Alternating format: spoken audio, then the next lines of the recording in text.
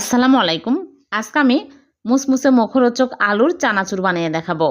প্রথমে এখানে আমি একটা আলু সিদ্ধ করে ম্যাশ করে নিয়েছি আর লবণ, হলুদের গুঁড়া, মরিচের গুঁড়া, চাট মশলা দিয়ে পানি দিয়ে আমি মাখিয়ে নিব।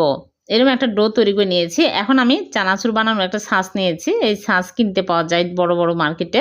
এখন আমি এর মধ্যে সবগুলো তুলে তারপরে আমি তেলে ভেজে নিব। চুলে আগে থেকে তেল দিয়ে তেল হাই হিটে গরম করে নিয়েছি। এখন আমি এর মধ্যে এইরকম করে ঘুরিয়ে ঘুরিয়ে দিয়ে দিচ্ছি।